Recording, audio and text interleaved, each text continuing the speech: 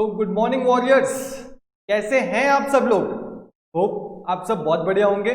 मैं भी बहुत अच्छा हूं। तो मैं हूं आपका दोस्त सीए विशाल गुप्ता और आज हम फिर से अपनी लॉ की क्लासेस कंटिन्यू करने वाले हैं। तो दोस्तों, आपको हमारा ट्रेंड पता है। हम कुछ भी शुरू करने से पहले सर हम वॉरियर्स हैं, हमने जो कल काम किया उसको आज रिवाइज करते ही करते हैं। ये एक वॉरियर की निशानी होती है सर। तो क्या डीप रिवीजन करेंगे हम?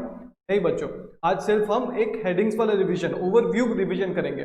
उसके बाद हमारा chapter most probably next class में खत्म हो जाएगा। जब नेक्स्ट के आने वाले क्लास में, और एक या एक दो क्लास में खत्म हो जाएगा। उसके बाद सर हम पूरे चैप्टर का एक डीप रिवीजन करेंगे जो हाफ एन आवर से 40 मिनट्स लगेंगे। तो सर तो देर मत कीजिए, अभी शुरू कीजिए अपना revision. Okay sir.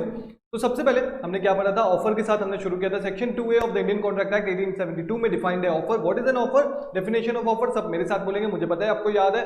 When one person signifies to another his willingness to do or abstain from doing with a view to obtaining the assent of that other person to such act or action as he is said to make a proposal or offer। फिर उसके बाद हमने definition को 4 part में divide कर दिया था। उसके बाद सर हमने पढ़ा था types of offer, classification of offer. सबसे पहले हमने पढ़ा था special offer equal to just in personam, general offer just in rem. उसके बाद equal to counter offer, cross offer, standing, open और कंटिन्यूइंग ऑफर। सर आपने और दो तरीके के ऑफर बताए थे, एक इम्प्लाइड ऑफर और एक एक्सप्रेस ऑफर, जो हम लीगल रूल्स में पढ़ने वाले थे। उसके बाद हमने लीगल रूल्स देखा। लीगल रूल्स में 10 पॉइंट्स देखे। 10 पॉइंट्स क्या क्या है सर हमें सब कुछ याद है? वो स्टोरी याद है बच्चों? हाँ सर वो स्टोरी भी याद है। तो क्या क्या 10 पॉइंट्स है? सबसे पहला पॉइंट था ऑफर में भी जनरल और इट में भी specific. Okay, offer must be made with view to obtaining the assent of that other person. उसके बाद थर्ड में था ऑफर में भी एक्सप्रेस और implied. Offer must be capable of creating legal relationship. फिर उसके बाद फिफ्थ में था offer must be distinguished from invitation to offer. फिर उसके बाद ऑफर मस्ट बी कम्युनिकेटेड। फिर offer can be conditional. Okay, offer must not put burden on the offeree और offer must not contain some terms the non compliance of which would amount to acceptance. फिर उसके बाद sir हमने एक पढ़ा था special conditions. Okay, हमने क्या पढ़ा था सर? स्पेशल कंडीशंस पढ़ा था। फिर उसके बाद और एक पॉइंट हमने मिस कर दिया, 9th पॉइंट था offer must be certain, definite and not vague. Offer must be certain, definite और नॉट वेग। वाह बच्चों, आपको तो सब कुछ याद है, आपने मेरी गलती निकाल ली। Okay great. फिर उसके बाद 10th पॉइंट हमने स्पेशल कंडीशंस पढ़ा था, सिर्फ हेडिंग था स्पेशल कंडीशंस। उसमें 3 चीजें हमने पढ़ी थी सर। सबसे पहला, attention must be drawn to the special conditions. Okay, then only the offer is valid. Sir उसके बाद क्या था? Terms and conditions can not be inserted after the acceptance has been done. Okay, वो भी था sir. उसके बाद terms and conditions must not be unreasonable, it must be reasonable in nature. हमने केस लॉ देखा था, लिली वाइट वाला case law देखा था, लॉन्ड्री में जो उन्होंने साड़ी दी थी, वो वाली केस लॉ देखे थे सर। उसके बाद हमने क्या पढ़ा था? ये तो पूरा ऑफर का पार्ट हमने खत्म कर लिया। उसके बाद हमने पढ़ा था communication of offer and communication of acceptance. Communication of offer कब कंप्लीट माना जाता है? When it comes to the knowledge of the person to whom it is made, मतलब ऑफरिंग के नॉलेज में जब आता है तब उसको माना जाता है। सर कम्युनिकेशन ऑफ एक्सेप्टेंस कब कंप्लीट होता है? सर कम्युनिकेशन ऑफ एक्सेप्टेंस में 2 पार्ट है। सबसे पहला पार्ट है एज अगेंस्ट द प्रपोजर और offerer as against the acceptor. Sir as against the proposer क्या होता है? when the letter of acceptance is posted, when the letter of acceptance is posted sir, and as against the acceptor sir क्या होता है? when the letter of acceptance reaches the proposer। Sir इसके पीछे का logic तो हमें पूरी तरह से याद है, आपको बताने की कोई जरूरत नहीं। ओके बच्चों, फिर उसके बाद पढ़ा till when can an offer be revoked and till when can an acceptance be revoked। Sir एक ऑफर कब तक रिवोक हो सकता है? ऑफर जब तक रिवोक हो सकता है जब तक प्रपोजर के अगेंस्ट एक्सेप्टेंस नहीं हो जाता। प्रपोजर के अगेंस्ट एक्सेप्टेंस कब होता है? जब एक्सेप्टेंस लेटर पोस्ट होता है। तो offer can be revoked before the acceptance letter is posted. Okay, फिर उसके बाद सर एक्सेप्टेंस कब तक रिवोक हो सकता है? When before the acceptance against the acceptor. Sir acceptor के लिए एक्सेप्टेंस कब तक होता है? Sir when the letter reaches the proposer. तो and acceptance can be revoked before the letter reaches the proposer. Sir एक चीज तो आप मिस कर गए सर, अगर कम्युनिकेशन ऑफ ऑफर में अगर हम पोस्ट से कर रहे हैं, अगर हम पोस्ट से कम्युनिकेशन ऑफ ऑफर कर रहे हैं और वो 12th को पहुंचा और लेकिन उसने पढ़ा 14th को, तो सर कौन सा डेट माना जाएगा? सर 14th वाला डेट माना जाएगा कि उस दिन ऑफर कम्युनिकेट हुआ। क्यों सर? क्योंकि बच्चों mayor receiving of the offer is not sufficient, reading of the offer is mandatory. Okay sir, ये तो बहुत अच्छे से याद हो गया। उसके बाद हमने पढ़ा था communication of revocation of offer and acceptance, मतलब जो आपने ऑफर रिवोक किया उसका कम्युनिकेशन कब कंप्लीट होगा। सर ये तो बहुत सिंपल था सर, अगर प्रपोजर, पहले हम बात करते हैं ऑफर एक्सेप्टेंस, ऑफर की बात करते हैं sir as against proposer as against acceptor. Sir proposer जो जिसने ऑफर किया उसने रिवोक किया, सर उसका रिवोकेशन कब माना जाएगा? जब उसने लेटर पोस्ट कर दिया, when the revocation letter is posted so as to be out of the power of that letter. so as to be out of the power to withdraw the same. Okay फिर उसके बाद sir acceptor के लिए offer का जो revocation था वो कब कंप्लीट माना जाएगा, जब सर उसके पास पहुंचेगा when the letter of revocation reaches the acceptor. Sir इधर एक्सेप्टेंस की बात करते हैं। सर एक्सेप्टेंस में भी पूरा सेम है, ऑफर में जो है पूरा सेम है एक्सेप्टर में। सर एक्सेप्टर के लिए अगर उसने अपना एक्सेप्टेंस रिवोक कर दिया तो उसका कम्युनिकेशन कब कंप्लीट माना जाएगा, सर जब उसने लेटर पोस्ट कर दिया so as to be out of the power to withdraw the same. मतलब when the letter of revocation of acceptance is posted, then the communication of letter of revocation of acceptance is complete as against the acceptor। Sir बहुत बढ़िया sir, बहुत बढ़िया sir. वैसे ही proposer के लिए कब होगा, जब letter of revocation of acceptance proposer के पास पहुंच जाएगा। सर ये तो बहुत बढ़िया समझ आ गया। सर उसके बाद हमने क्या पढ़ा था, सर उसके बाद हमने पढ़ा था modes of revocation of offer. मेरे साथ जोर से चिल्लाएंगे, रोक लो ना डीसीपी साहब, ओ डीसीपी साहब रोक लो ना डीसीपी साहब। Modes of revocation of offer कैसे कैसे कौन कौन से मोड्स हैं रिवोकेशन करने के लिए। सबसे पहला रोक लो ना डीसीपी साहब, आर से क्या था, by notice of revocation. Sir revocation देके तो रिवोकेशन कर ही सकते हैं। फिर उसके बाद रोक का आर गया और रोक लो, लो का एल, एल से क्या था, lapse of time, lapse of time. फिर उसके बाद एन, ना का एन क्या था, non-acceptance of offer, non-acceptance of the offer, non-fulfillment of the conditions prescribed, non-fulfillment of the conditions prescribed in the offer precedent। मतलब जो पहले से जो कंडीशंस, एक्सेप्टेंस के पहले जो कंडीशंस फुलफिल होने चाहिए वो फुलफिल नहीं कर रहा था एन से। फिर उसके बाद डीसीपी साहब, डी से क्या था, डेथ और इंसैनिटी। फिर सी से क्या था sir, counter offer, counter offer is equal to conditional acceptance equal to revocation of offer. Okay फिर उसके बाद पी से क्या था, non acceptance of the offer in the prescribed usual और प्रेस्क्राइब्ड मैनर, यूजुअल और प्रेस्क्राइब्ड मैनर। सर रोक लो ना डीसीपी साहब, साहब से क्या था सर, एस से था, सिर्फ एस से था, बाय सब्सिक्वेंट इलीगलिटी। मतलब मैंने आपको कल एग्जांपल दिया था कि मैंने गुजरात में कॉन्ट्रैक्ट किया कि मैं 1 महीने बाद दारू सप्लाई करूंगा, 1 महीने से पहले ही लिकर बैन हो गया, लिकर बैन हो गया तो वो सब्सिक्वेंट इलीगलिटी हो गया, तो ये ऑफर रिवोक हो गया। सर आपने इतना कुछ पढ़ाया था कल। हाँ बच्चों और एक पॉइंट छूट गया, हमारा एक्सेप्टेंस का पॉइंट छूट गया। हम एक्सेप्टेंस का डेफिनेशन कल हम पढ़ चुके थे, साथ में लीगल रूल्स भी। एक्सेप्टेंस का डेफिनेशन मेरे साथ साथ एक बार बच्चे बोलेंगे सर क्या था, when the person to whom the proposal is made, when the person to whom the proposal has been made signifies his assent thereto, when the proposal to whom the when the person to whom the proposal is made signifies his assent thereto, he is said to accepted a proposal. A proposal is said to be accepted. A proposal when accepted becomes a promise, agreement, promise और agreement। Okay sir ये तो समझ आ गया। फिर हमने acceptance को 4 part में डिवाइड किया था, वही सर सेम है, इजी है, तो आपको रिवाइज करने की जरूरत नहीं है। सर उसके बाद हमने लीगल रूल्स पे कदम लिया था। सर अगर ऑफर के लीगल रूल्स है, एक वैलिड ऑफर बनाने के लिए लीगल रूल्स है, तो सर एक्सेप्टेंस बनाने के लिए भी तो लीगल रूल्स होने चाहिए। हाँ बच्चों थे। तो सबसे पहला हमने लीगल रूल्स क्या पढ़ा था बच्चों, आपको किसी को भी याद है? Sir acceptance can be given by only the person to whom the offer is made। मतलब सर जिसको ऑफर किया गया है वही एक्सेप्ट कर सकता है। सर उसमें हमने केस लॉ देखा था, बोल्टन वर्सेस जोन्स। कौन सा केस लॉ देखा था? Bolton versus Jones. Okay sir आपने एक चीज तो मिस कर गई सर आपने कल ये भी बताया था कि acceptance over telephone telex, communication of offer and acceptance over telephone telex या फिर फैक्स, सर जो इंस्टैंटेनियस कम्युनिकेशन वाले डिवाइसेस हैं उसमें कैसे एक्सेप्टेंस माना जाएगा बच्चों? उसमें हमने एक केस लॉ लिया था, एंटॉर्स limited versus Miles Far East corporation limited. तो उसमें क्या था, इंस्टैंटेनियस कम्युनिकेशन में जो लेटर वाला हमने प्रोविजंस पढ़ा, लेटर के थ्रू जो कम्युनिकेशन होता है उसमें जो प्रोविजंस पढ़े वो काम नहीं आएंगे। इंस्टैंटेनियस कम्युनिकेशन में कब एक्सेप्टेंस कंप्लीट, ऑफर का तो सब जगह सेम है, एक्सेप्टेंस कब कंप्लीट होता है? When it is received by the offeree, when it is received by the offeror, when it is received by the offeror. जब ऑफरर के पास एक्सेप्टेंस पहुंच जाता है तभी माना जाता है कि एक्सेप्टेंस कंप्लीट हो गया है।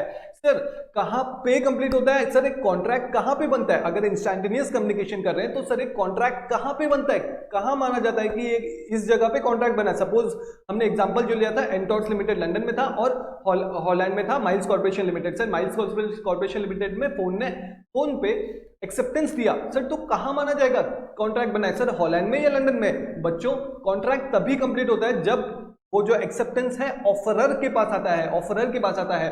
तो कॉन्ट्रैक्ट कहां कंप्लीट हुआ? लंदन में कंप्लीट हुआ, तो कॉन्ट्रैक्ट का प्लेस लंदन होगा, तो जुरिस्डिक्शन किसकी होगी? सर लंदन की होगी। सर वाह सर वाह, सर हमें सब कुछ याद है। हाँ बच्चों आप वॉरियर्स हो एंड होप आप घर पे थोड़ा थोड़ा रिवीजन भी कर रहे हो। सर ज्यादा टाइम नहीं देना पड़ता हमें तो सिर्फ 15-20 मिनट देते हैं और पूरा रिवाइज हो जाता है। सर एकदम मस्त। सर अभी तो हम बस वेट कर रहे हैं कब आप क्वेश्चंस कराएंगे। बच्चों आने वाले 1 या 2 क्लास मोस्ट प्रोबेबली परसों की क्लास में हम क्वेश्चंस डिस्कस करेंगे। उसमें मैं आपको बताऊंगा प्रेजेंटेशन स्किल्स, कैसे आप अपने आप को प्रेजेंट कर सकते हैं, कैसे आप अपने आप को अच्छा प्रेजेंट करते हैं। जब आप अपनी क्रश से मिलने जाते हैं, जब आप अपनी क्रश से मिलने जाते हैं तो एकदम अच्छा प्रेजेंट करते हैं ना अपने आप को, मतलब अच्छा शर्ट, अच्छा पैंट, घड़ी, टाई, सेंट वगैरह। जिंदगी में कभी सेंट नहीं लगाया होता लेकिन उस दिन लगाया होता है, तो वो सब होता है ना, माउथ फ्रेशनर, लाइक गोविंदा वाला याद है ना, कौन सी फिल्म थी यार, गेंदी पाँव वाली, partner, partner, right, partner, okay. उसमें वो ऐसे कटरीना कैफ से मिलने जाता है तो ऐसे फुसफुस फुसफुस करता है, ये सब करता है ना। खैर वैसा ही प्रेजेंटेशन करेंगे हम, समझ आया बच्चों? ऐसा प्रेजेंटेशन करेंगे कि सामने वाला एग्जामिनर का दिल खुश हो जाएगा, वो मार्क्स देने से रोक ही नहीं पाएगा अपने आप को। और सच में हाँ बच्चों, हाँ, बट उसके लिए आपको पेशेंस चाहिए। दुनिया का सबसे बड़ा सीक्रेट पेशेंस है, जो आजकल हम में लैकिंग है। आप पेशेंस डेवलप कर लो, सब कुछ मिल जाएगा आपको। ओके सर, अब ज्ञान की बातें तो बहुत बोलते हैं, चलो पढ़ाई करते हैं। Okay done. तो बच्चों ये वाला जो एक्सेप्टेंस ओवर टेलीफोन और टेलेक्स और फैक्स, ये जो था, मैं चाहता हूं आप इस पेज में आइए, और यहाँ पे गलती से ऑफरी लिखा गया है, आपके बुक में ऑफरी लिखा गया है, उसको ठीक कर लीजिए और ऑफरर कर लीजिए। ठीक है, उसको ठीक कर लीजिए और ऑफरर कर लीजिए। गलती से आईसीआई के मैथ में भी ऑफरी प्रिंट हो गया है, बट वो ऑफरर होगा। ओके, हाँ सर ठीक कर लिया। चलो सर, आप हमें केस लॉ जो कल पढ़ाए सर, वो तो लिखाएंगे ना चार्ट में? हाँ बच्चों, चलो लिखा देता हूँ, मैं पहले वो लिखा देता हूँ आपको, एक मिनट। आपने होमवर्क करके आया सारा कुछ?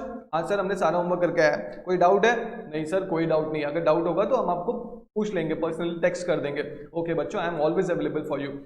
ओके, तो हम, आप अपने कॉपी खोलिए, अपना रजिस्टर खोलिए जिसमें भी आप केस लॉज के चार्ट्स मेंटेन कर रहे हैं, और उसमें आ जाइए, आ जाइए, उसमें आ जाइए सर, आगे खोल लिए। ओके, तो सबसे पहला केस लॉ, जो भी आपका, जो भी केस लॉ का नंबर है वो केस लॉ का नंबर डालिए और लिखिए। क्या लिखेंगे sir? Entores limited, Entores limited, Entores limited versus Miles Far East corporation. Entores limited, Entores limited versus Miles Far East corporation. Sir उसके बाद सर ये किससे रिलेटेड है? प्रोविजन क्या है इसका? देखिए, एक्सेप्टेंस ओवर टेलीफोन, टेलेक्स और fax. Acceptance over telephone, telex और fax.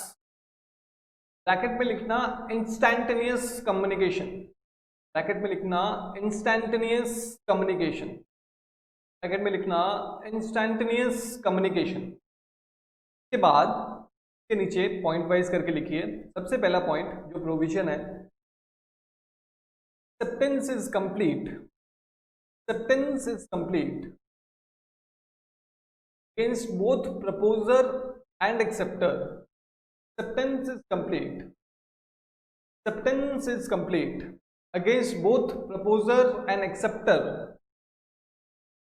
when it is received by the offerer. When it is, acceptance is complete against both proposer and offerer when it is received by the offerer. के side में bracket में post वाला provision, Hindi में लिखिए post और letter वाला provision, और उसको क्रॉस कर दीजिए। ठीक है, एग्जाम में आपको कैसे लिख के आना है मैंने आपको कल ही बता दिया था। जब हम क्वेश्चन आंसर डिस्कस करेंगे मैं आपको और एक बार बता दूंगा बच्चों, आप टेंशन लेने की कोई जरूरत नहीं। क्या सेकेंड पॉइंट लिखिए, सेकेंड पॉइंट लिखिए, the place of contract, the place of contract, place of contract will be the place, place of contract will be the place where the acceptance is received. ध्यान से सुनना, where the acceptance is received. The place of contract will be the place where the acceptance is received. Bracket में लिखना London. ठीक है, अभी उसके आगे facts of the case, question और जो डिसीजन हेल्ड है वो मैं आपको होमवर्क देता हूँ, वो आप लिख लेंगे, मुझे पता है बहुत इजी है, तो मैंने आपके बुक में भी दे रखा है फैक्ट्स वगैरह ये सब, तो आप वो चीज़ लिख लीजिएगा। लेकिन प्लीज होमवर्क आप करिएगा, ये जो भी हम मैं आपको होमवर्क दे रहा हूँ ये 15-20 minutes half an hour max का होमवर्क है। तो अगर आप ये नहीं करेंगे तो आई एम सॉरी, मैं आपको हेल्प नहीं कर पाऊंगा। अगर आप चाहते हैं आपको रैंक लाना है, आपको प्रैक्टिकल लाइफ में ये सब कुछ अप्लाई करना है, एग्जाम सब क्लियर करने हैं, तो आपको होमवर्क करना पड़ेगा। देखो आपको आपकी अटेम्प्ट की कसम है, आप सब होमवर्क करके लाएंगे मुझे पता है। चलो सेकंड केस लो लिखिए, नंबरिंग कीजिए, उसके बाद लिखिए Bolton versus Jones.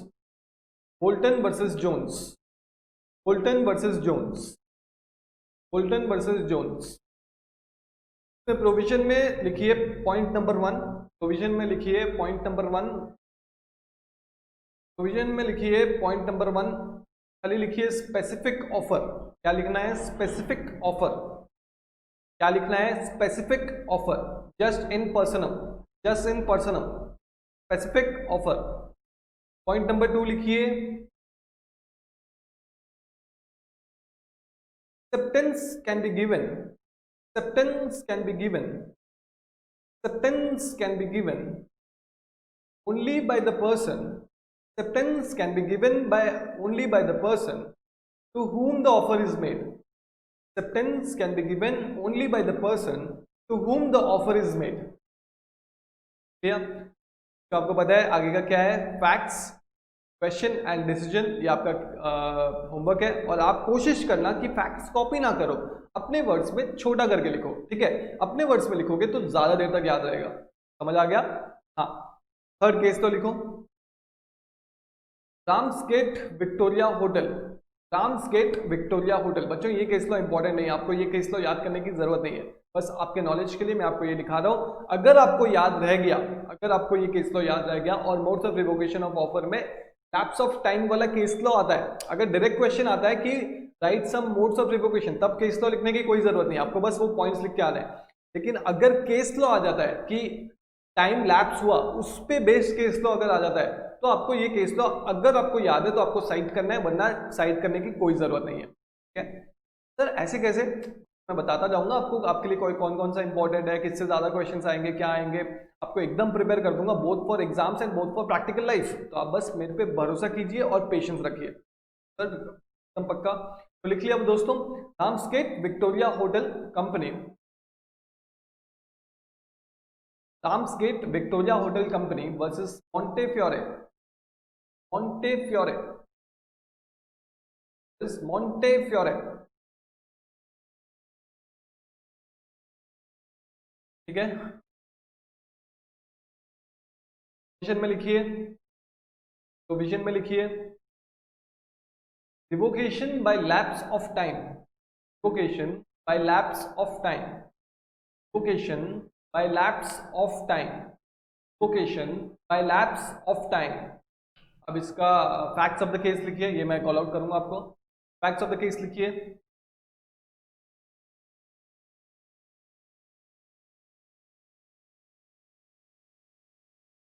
मॉन्टेफियोरे, मॉन्टेफियोरे had subscribed, Montefiore had subscribed shares of, Montefiore had subscribed shares of RVH company, मतलब राम्सगेट विक्टोरिया होटल कंपनी, शॉर्ट में लिख दीजिए, Montefiore had subscribed shares of RVH company in June, June, June, point लिखिए, RVH company allotted the shares in November। ये आपको समझ नहीं आएगा, ये कंपनी लॉ जब हम पढ़ेंगे थोड़ा सा बेसिक्स, तब मैं आपको अच्छे से बताऊंगा, मेरे को याद रखना। ये मैं आपसे उधार रखता हूँ केस लॉ, मतलब ये जो पॉइंट है ये समझाने का, मैं आपको कंपनी लॉ के साथ समझाऊंगा। और I don't think company law में ये सब सारी चीजें हैं आपके लेवल पे, बट आईपीसी में आप जाके ये बहुत डीप में समझने वाले हैं। तो अभी बस आप लिख लीजिए, याद कीजिए कि क्या है। शेयर्स उन्होंने सब्सक्राइब किया था कब? जून में। And RBH company allotted the shares in November, कब? In November. Question, question,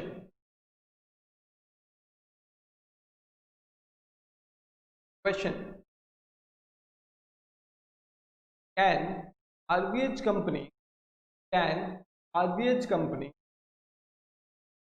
force Montefiore, can RBH company force Montefiore take allotment of shares, can RBH company Force Montefiore take allotment of shares. And RVH company force Montefiore take allotment of shares. Question लिखिए. No. No. No. As the acceptance was not given within a reasonable time. As the acceptance or allotment is acceptance.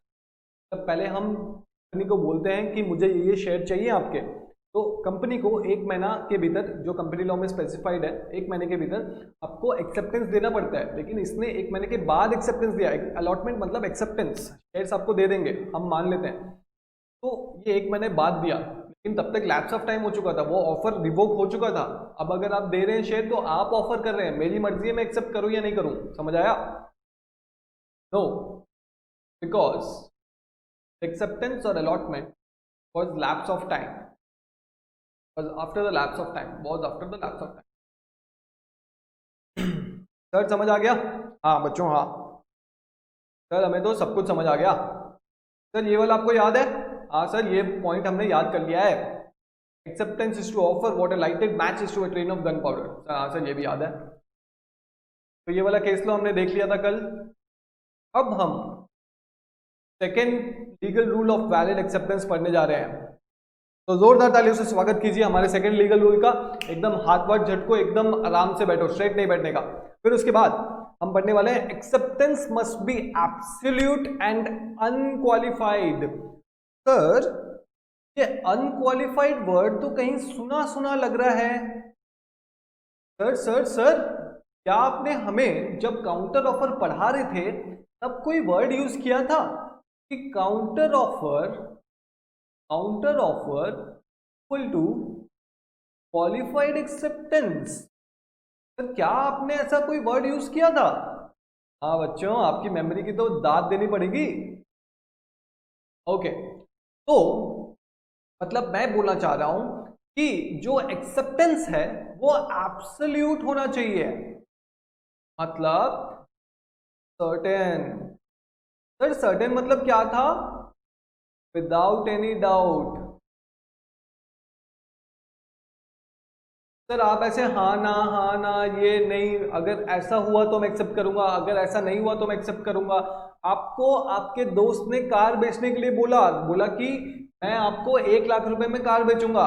आपने कहा नहीं यार अभी नहीं, मैं 1 महीने बाद लूंगा. क्या ये एक वैलिड एक्सेप्टेंस है? नहीं. 1 महीने आपके लिए क्यों वेट करे वो? अगर वो ये आप उसको काउंटर ऑफर कर रहे हैं कि मैं अभी नहीं खरीदूंगा, मैं 1 महीने बाद खरीदूंगा, तो उसका जो ऑफर था कि अभी मैं कार बेचना चाहता हूं वो रिवोक हो चुका. आपने मोड्स ऑफ रिवोकेशन में भी पढ़ा, वो रिवोक हो चुका, वो ओरिजिनल ऑफर खत्म हो चुका. अब आपने एक ऑफर दिया है, उसको काउंटर ऑफर किया है. ये एक्सेप्टेंस नहीं होता. Counter offer is never acceptance. Counter offer और क्वालिफाइड इज नेवर एक्सेप्टेंस. समझ आया दोस्तों? कभी भी इसको एक्सेप्टेंस नहीं मानते. समझ आया? हाँ सर समझ आया. लीगल टेक्स्ट पढ़ाइए सर. चलो लीगल टेक्स्ट मेरे साथ साथ पढ़ेंगे. एक बार रुको, मैं इसको इरेज कर देता हूं.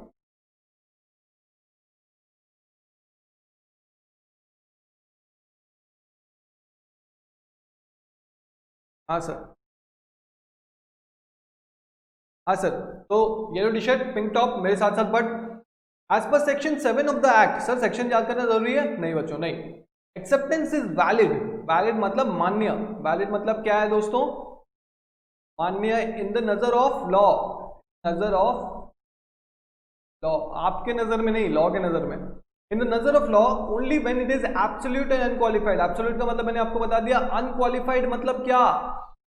क्वालिफाइड एक्सेप्टेंस मतलब क्या? क्वालिफाई मतलब मैंने टर्म्स एंड कंडीशंस क्वालिफाई कर दिया. जो आपने टर्म्स एंड कंडीशंस रखे थे उसको मैंने क्वालिफाई कर दिया. क्वालिफाई मतलब जो आप समझ रहे वो नहीं, आप एग्जाम क्वालिफाई हो गए वो नहीं. ये जो क्वालिफाइड का मतलब है कि आपने चेंज कर दिया. क्वालिफाइड का मतलब है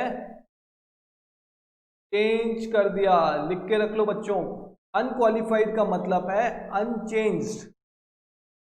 अनचेंज, जो टर्म्स एंड कंडीशंस हैं वो मैंने बिना कुछ चेंज किए एक्सेप्ट कर लिया। अगर आपने कहा आज मेरी कार खरीदेगा क्या 1 लाख में, मैंने कहा हाँ आज खरीदूंगा 1 लाख रुपए में, मैंने कुछ भी टर्म्स एंड कंडीशंस मॉडिफाई नहीं किए, उसको बोलते हैं अनक्वालिफाइड। हमेशा याद रखना, आप जो क्वालिफाई का मतलब आज तक सुनते आ रहे हो वो क्वालिफाई का मतलब नहीं है, वो तो एग्जाम पास करने का मतलब है। मैंने ये डिग्री क्वालिफाई कर ली, मैंने ये क्वालिफाई कर लिया। लेकिन जब आप नॉर्मल टर्म्स में, जब आप नॉर्मल सेंटेंसेस में बात करते हो, apart from passing any degrees और anything, you say that I qualify your opinion. I qualify your opinion मतलब मैं आपके ओपिनियन से डिसएग्री करता हूं कि आपका जो ओपिनियन है वो गलत है। समझ आया? आई क्वालिफाई, मैं आपके ओपिनियन में ये चेंजेस चाहता हूं। तो एक्सेप्टेंस कैसा होना चाहिए? एब्सोल्यूट एंड अनक्वालिफाइड, मतलब कोई चेंजेस के साथ नहीं। अगर चेंजेस होके एक्सेप्टेंस हो रहा है तो बच्चों वो तो क्वालिफाइड एक्सेप्टेंस हो जाएगा।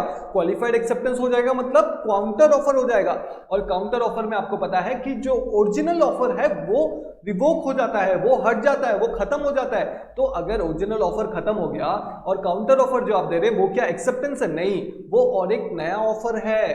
वो आप एक्सेप्टेंस नहीं दे रहे, वो एक नया ऑफर दे रहे हैं। समझ आ गया? Only when it is absolute and unqualified and is also expressed in some, चलो ये मैं एक बार ये रेड वाला लाइन मेरे लिए छोड़ो। देखो सबसे पहला एग्जांपल मैं आपको लेता हूं। मान लो ये ए है, ये बी है। ए ने कहा बाय माई कार, लिखने की कोई जरूरत नहीं है, ये एग्जांपल आपका लिखा हुआ है, मैं बस समझा रहा हूं। एट 1 लाख। बी ने कहा I will buy at 80,000। D ने क्या किया? चेंज कर दिया टर्म्स को, 1 लाख की जगह 80,000 किया, चेंज द टर्म्स। जब आप टर्म्स चेंज करते हैं तो ओरिजिनल ऑफर रिवोक हो जाता है। Original offer got revoked. He gave a new offer to A, gave a new offer to A. Now it's upon A, now it's upon A whether he will accept his offer or not। समझ आ गया? समझ आ गया बच्चों? एक बार screenshot ले लो, तो आप छोटे लैंग्वेज में कहीं पे भी एडजस्ट करके लिखना, ठीक है? हाँ सर, ले लिया। तो बच्चों मैं इसको ये आपको समझा दिया। फिर उसके बाद आगे लिखा हुआ है and is also expressed in some usual and reasonable manner unless the proposal prescribes the manner in which it must be accepted. दोस्तों कभी कभी क्या होता है कि हम मैनर प्रिस्क्राइब करते हैं, जो ऑफर दे रहा है। मैं आपको एग्जांपल देता हूं, 1 मिनट, पेन का कलर चेंज कर लेता हूं। हाँ, जो ऑफर देता है वो कोई मैनर स्पेसिफाई करता है कि इसी मैनर में आपको ये एक्सेप्टेंस लेना है। अगर आप नहीं लेते तो ये आप मतलब रिवोक कर रहे हैं। हमने आपको वो पढ़ा था modes of revocation of offer में, डीसीपी पी में prescribe manner, non acceptance of offer in the usual और प्रिस्क्राइब मैनर अगर होता है तो वो रिवोक हो जाता है। तो मतलब एग्जांपल लेते हैं, इधर ए ने बी को कहा bye my car eight 1 lakh and पे बाय चेक। पे बाय क्या? चेक। तो ये एक मैनर प्रेस्क्राइब कर दिया। ये क्या किया? मैनर प्रेस्क्राइब कर दिया, मैनर प्रेस्क्राइब। और मैनर सिर्फ पेमेंट का नहीं हो सकता, किसी चीज का भी मैनर हो सकता है। हो सकता है कि ए ने बी को कहा कि मैं आपको कार बेचूंगा लेकिन कार आपको जाके शोरूम से कलेक्ट करनी पड़ेगी या फिर मेरे गोडाउन से कलेक्ट करनी पड़ेगी, लेकिन बी ने ऐसा किया नहीं, तो ये ऑफर रिवोक हो जाता है। बी ने कहा कि नहीं, आप मेरे को कार यहाँ पे लाके दो, तो ये तो क्वालिफाइड एक्सेप्टेंस हो गया। या तो ए ने बी को कहा कि मैं आपको कार बेचूंगा लेकिन आप इसको जब आप घर लेके जाएंगे तो मतलब आप सपोज मान लीजिए आप मेरे को पेमेंट नहीं करें, मैं आपको क्रेडिट में कार बेचूंगा, लेकिन तो एक ये बोल सकता है कि जब तक जब तक आप मुझे मेरे कार का पूरा पैसा चुका नहीं देते, 1 महीना 2 महीना, जब तक, तब तक आप इस कार पे पेंट नहीं लगाएंगे। अगर बी ने पेंट लगा दिया तो मतलब उसने ऑफर रिवोक कर दिया। समझ आया? तो कोई भी मैनर हो सकता है, कोई भी मैनर प्रिस्क्राइब हो सकता है। लेकिन बी ने कहा, बी ने कार खरीद ली, B purchase the car, B purchased car but paid in cash. तो क्या बोला गया था? But paid in cash. क्या बोला गया था? चेक में पे करने के लिए, लेकिन उसने किस में पे कर दिया? कैश में पे कर दिया।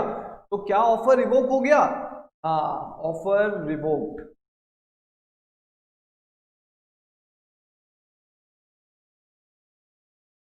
ऑफर जो है वो रिवोक हो गया, ऑफर जो है वो रिवोक हो गया। सर प्रेस्क्राइब्ड मैनर का तो मतलब समझ आ गया हमें, इधर जो प्रेस्क्राइब्स द मैनर समझ आ गया। Sir usual and reasonable manner क्या होता है? अब मान लो ने ए ने, यही सेम एग्जांपल हम लेते हैं, ए ने कुछ भी नहीं कहा कि आप मुझे पेमेंट कैसे करेंगे, कुछ भी नहीं कहा। ए ने बस कहा कि आप मेरी कार 1 लाख रुपए में कर देंगे। तो यूजुअली पेमेंट कैसे हो सकता है? या तो कैश से हो सकता है, चेक से हो सकता है, गूगल पे कर सकते हैं, यूपीआई पेमेंट हो सकती है, या और कोई एनईएफटी, आरटीजीएस, ये सब पेमेंट हो सकते हैं। लेकिन बी ने क्या किया? बी ने पेड इन बिटकॉइंस। क्या बिटकॉइंस आप यूजुअली यूज करते हैं? क्या बिटकॉइंस आप यूजुअली यूज करते हैं? क्या बिटकॉइंस आप यूजुअली यूज करते हैं? सर नहीं, ये तो कोई यूजुअल मैनर है ही नहीं। तो सर ये मतलब ऑफर रिवोक हो गया क्योंकि उसने यूजुअल मैनर में दिया नहीं। हाँ बच्चों, ऑफर रिवोक हो गया। सर रीजनेबल मतलब, बच्चों reasonable is not defined in law, not defined law, it is based on facts and circumstances. Sir इसका मतलब, सर यूजुअल का मतलब तो हमें समझ आ गया कि जो नॉर्मली लोग कर रहे हैं। सर रीजनेबल मतलब क्या? मतलब रैशनली, मतलब बुद्धिमानी से काम करना। सपोज हम एग्जांपल लेते हैं रीजनेबल मैनर। हाँ, मान लो कि ए ने बी को कहा कि मैं आपसे गुड्स खरीदना चाहता हूँ, मैं आपसे गुड्स खरीदना चाहता हूँ इतने रुपए में। उनके बीच में कॉन्ट्रैक्ट हो गया, उनके बीच में क्या हो गया? कॉन्ट्रैक्ट हो गया। ए का जो गोडाउन है वो नॉर्मली 10 से लेके 5 पीएम तक खुला रहता है, 10 AM से लेके 5 पीएम। तो बी ने कहा कि मैं आपको कल आपका सामान भिजवा दूंगा, लेकिन लेकिन बी ने सुबह 7 बजे ही गाड़ी लगवा दी ए के गोडाउन के सामने। बी ने क्या किया? सुबह 7 बजे ही गाड़ी लगा दी ए के गोडाउन के सामने। क्या ये रीजनेबल है? क्योंकि रीजनेबल टाइमिंग क्या है? 10 AM टू 5 PM। तो आप 10 AM के बाद आओ, 5 PM के पहले कभी भी आओ, तब जाके एक वैलिड एक्सेप्टेंस माना जाएगा। बी ने कहा कि मैं तो सुबह 7 बजे गया था, कोई नहीं था, गोडाउन बंद था, तो मैंने तो एक्सेप्टेंस किया, और आपने एक्सेप्टेंस नहीं किया, आपने कॉन्ट्रैक्ट तोड़ा। आपने कॉन्ट्रैक्ट तोड़ा, आपको भरपाई करनी पड़ेगी। मेरा जो गाड़ी का भाड़ा लगा मेरे गोडाउन से आपके गोडाउन में जाने के लिए, और फिर आपका गोडाउन खुला हुआ नहीं था तो उधर से वापस आने के लिए, वो डैमेजेस मुझे चाहिए। क्या बी क्लेम कर सकता है? नहीं, क्योंकि ए ने कोई मोड प्रिस्क्राइब नहीं किया था। तो बी को कौन से मोड लेने थे? Usual and reasonable. Usual mode चलो समझ आता है कि गाड़ी से माल भेजना था, यूजुअल तो समझ आ गया, लेकिन क्या वो रीजनेबल था?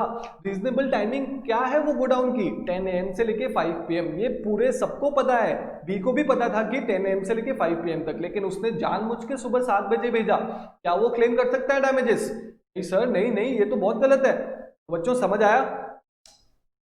तो ये रीजनेबल का मतलब समझ आ गया, यूजुअल का मतलब समझ आ गया। द प्रपोजल प्रेस्क्राइब्स, अब ये आगे बढ़ते हैं। The proposal prescribes the manner in which it must be accepted, then it must be accepted accordingly. अगर प्रेस्क्राइब किया हुआ है तो उसी मैनर में आपको एक्सेप्ट करना पड़ेगा। अगर प्रेस्क्राइब नहीं किया हुआ है तो यूजुअल या फिर रीजनेबल मैनर में करना पड़ेगा। मैं आपके लिए एक छोटा सा चार्ट बना देता हूँ, मेरे साथ साथ आप स्क्रीनशॉट ले लीजिए, साइड में कहीं पे भी कॉपी कर लीजिएगा। फिर mode, mode prescribed, mode prescribed, yes, अगर यस है accepted that mode only, that में अगर नो है, प्रिस्क्राइब नहीं हुआ है, accepted usual and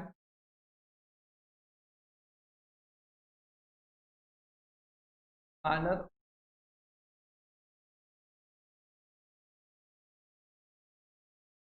समझ आ गया दोस्तों? इसका स्क्रीनशॉट ले लो एक बार, बुक में साइड में छोटा सा करके लिख लेना। ये बहुत इंपॉर्टेंट, आपको ऐसा लग रहा होगा कि इंपॉर्टेंट नहीं है, लेकिन ये बहुत इंपॉर्टेंट है, एग्जाम में आपका कंफ्यूजन दूर कर देगा। ये कर लिया? हाँ सर कर लिया। पर मैं इसको इरेज कर दूं, ये सारे एग्जांपल्स। आपको स्क्रीनशॉट लेने हैं क्या? आप ले लीजिए, स्क्रीनशॉट ले लीजिए एक बार। थोड़ा सा हॉच पॉच हो गया है, लेकिन आपको समझ तो आ गया है ना, तो आप एक बार अच्छे से लिख लीजिएगा। अगर आपको चाहिए या तो स्टिकी नोट्स यूज कीजिए, जो स्टिकी नोट्स आते हैं उसमें ये छोटे छोटे एग्जांपल्स लिख के साइड में स्टिक कर दीजिए। अगर आप चाहते हैं कि कॉपी में ना लिखें, क्योंकि कॉपी में हम मोस्ट ऑफ द एग्जांपल्स नहीं लिख रहे, मैं आपके बुक में ही जगह छोड़ रहा हूँ। हाँ सर समझ आ गया। सर आईसीआई ने भी तो एग्जांपल्स दिए होंगे।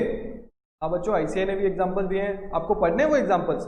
हाँ सर वो वाले एग्जांपल्स पढ़ाइए, क्योंकि आईसीआई बहुत अच्छे एग्जांपल्स देता है। बच्चों क्या मुझसे भी अच्छा? सर हम कंपेयर करना नहीं चाहते। बच्चों चलो आपकी मर्जी, मैं अभी आपको पढ़ाता हूँ, बस ये इरेज कर दूँ। तो इरेज करने में कितना टाइम लग रहा है सर? आप तो बहुत स्लो हैं। आपके साहिल सर बहुत फास्ट है क्या? साहिल सर को जाके मत बोलना मैं ऐसे बोल रहा था। सर और आज आप नथुलाल के समोसे खाएंगे या नहीं खाएंगे? क्यों? सांस लेना भूल सकता हूं मैं, कि नथुलाल के समोसे खाना नहीं। सर क्या मजाक कर रहे हैं? अब बच्चों वो इतना टेस्टी है, जल्दी कीजिए ना। तो पेशेंस, मैंने अभी तो कहा सबसे बड़ा सीक्रेट पेशेंस है। अब अभी भूल जा रहे हैं, अभी कहा अभी भूल जा रहे हैं, ये सब क्या है?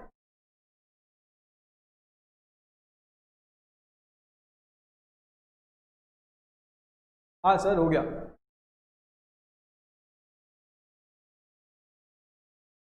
तो एग्जाम्पल देखते हैं। A inquires from B, will you purchase my car for 2 lakh. A ने बी को कहा क्या तू मेरा कार 2 लाख में कर देगा? B replies, I shall purchase your car for 2 lakhs if you buy my motorcycle for 50,000। अगर तू मेरी मोटरसाइकिल 50,000 में खरीदेगा तभी मैं तेरे से कार खरीदूंगा 20 लाख में, 2 लाख में। क्या ये एक वैलिड एक्सेप्टेंस है? नहीं सर, ये तो कंडीशनल एक्सेप्टेंस हो गया। बी ने एक कंडीशन रख दिया कि अगर तू मेरी बाइक खरीदेगा तभी मैं तेरी गाड़ी खरीदूंगा, तो ये तो सर एक कंडीशनल एक्सेप्टेंस हो गया। सर कंडीशनल एक्सेप्टेंस क्या होता है? काउंटर ऑफर होता है। क्या ये ओरिजिनल ऑफर का एक्सेप्टेंस होता है? नहीं सर, ओरिजिनल ऑफर तो रिवोक हो जाता है जब आप काउंटर ऑफर आता है। ये बी ने एक नया ऑफर दिया, अब ए की मर्जी है वो एक्सेप्ट करे नहीं करे, उसकी मर्जी है। Here, B cannot be considered to have accepted the proposal। B का वो ओरिजिनल ऑफर जो था A ने जो दिया था वो एक्सेप्टेंस हो गया, ये नहीं माना जाएगा। If on the other hand, ये आप एक बार हाईलाइट करके रखिए, ठीक है? फिर आपको रीजनेबल का मतलब पता चलेगा। सॉरी, फिर आपको रीजनेबल का मतलब पता चलेगा।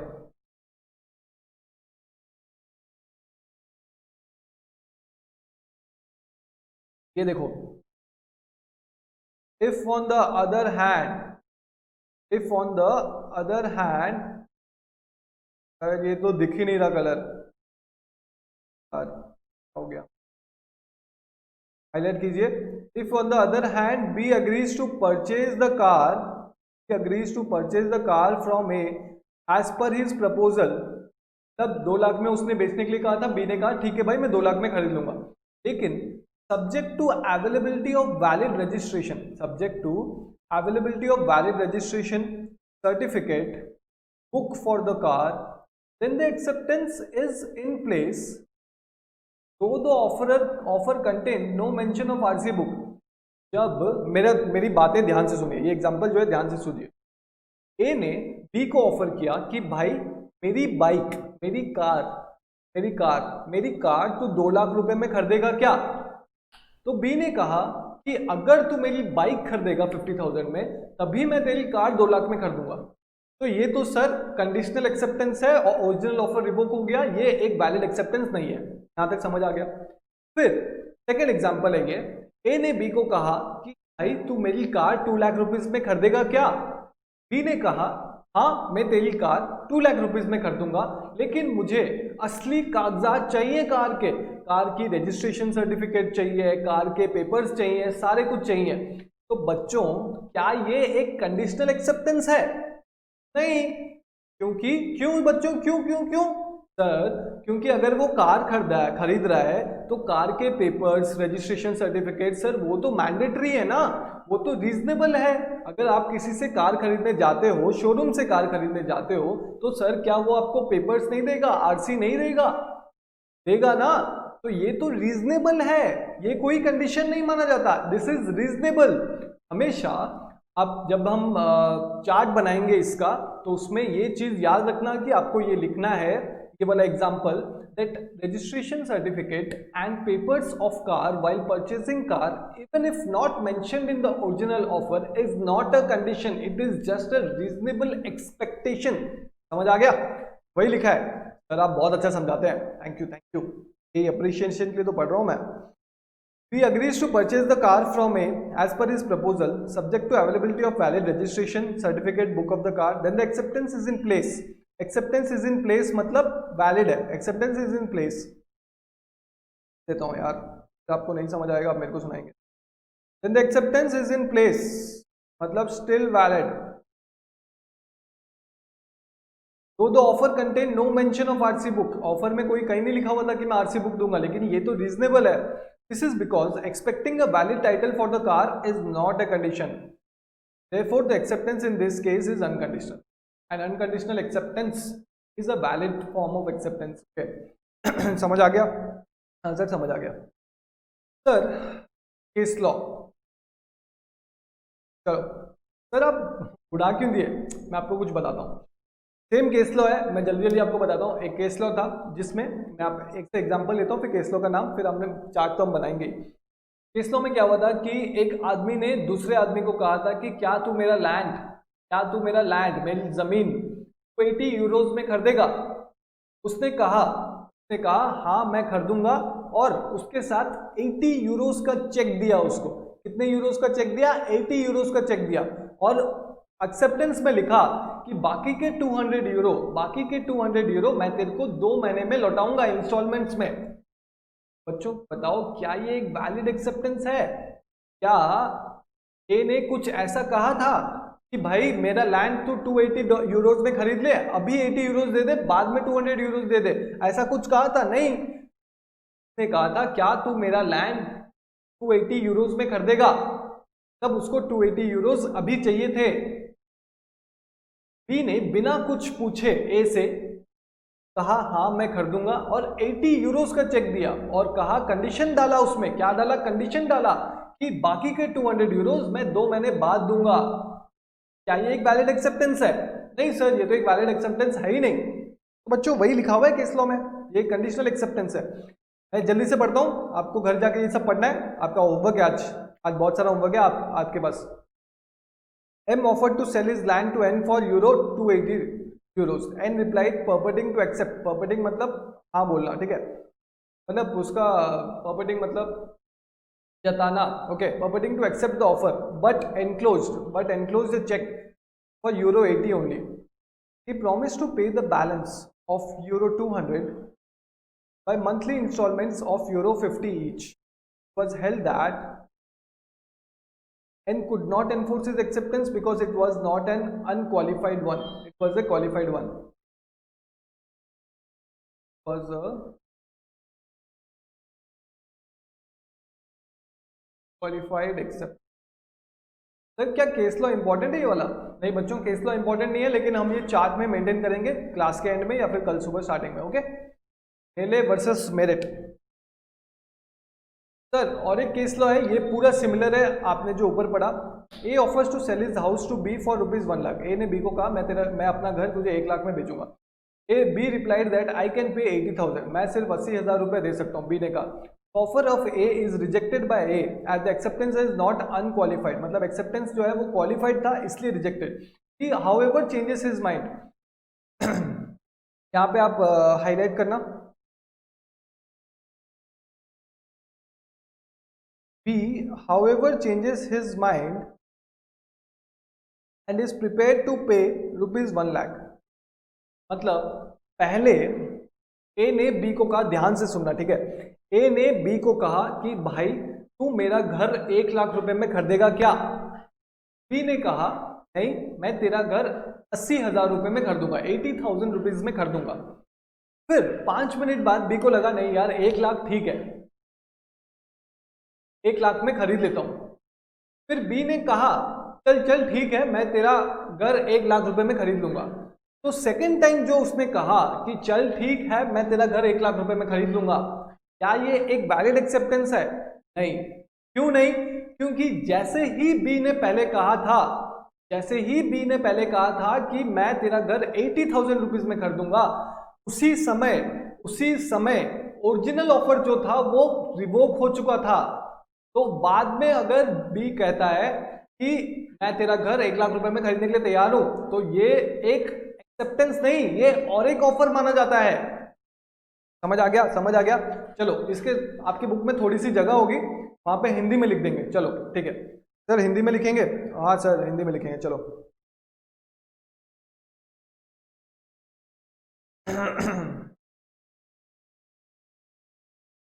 हिंदी में लिखेंगे ऐसे ब्रैकेट देके, जैसे ही, अब हिंदी में क्यों लिखा रहे हैं बच्चों, अंडरस्टैंडिंग में बहुत इजी होगी। आप जब नेक्स्ट टाइम पढ़ेंगे और अगर आपको बाई चांस याद नहीं आया, आप हिंदी में देखेंगे आपको सब कुछ समझ आ जाएगा। जैसे ही बी ने कहा,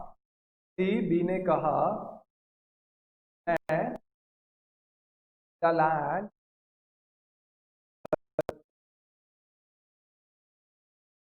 80,000 में खरीदूंगा, 80,000 में खरीदूंगा,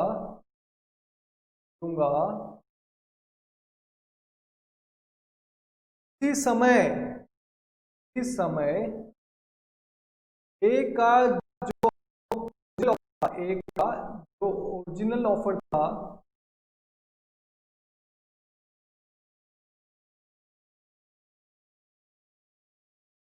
वो खत्म हो गया था,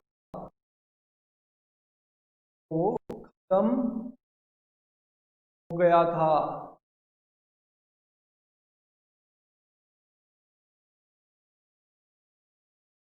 के बाद अगर बी ने कहा, कल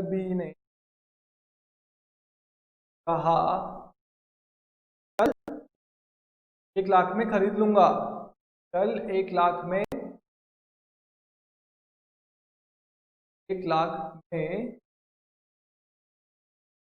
खरीदूंगा,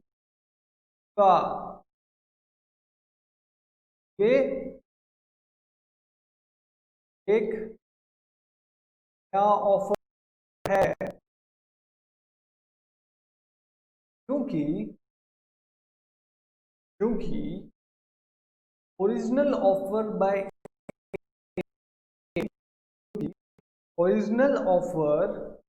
बाय ए ऑलरेडी रिवोक हो चुका,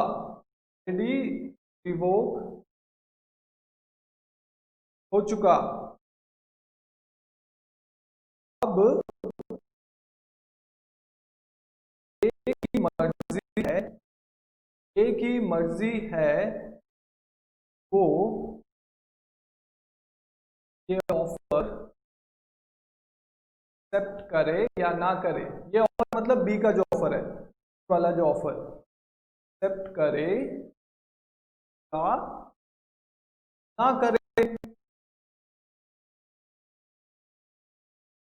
सर एकदम अच्छे से समझ आ गया सर, बहुत सही सर, बहुत सही, मजा आ गया।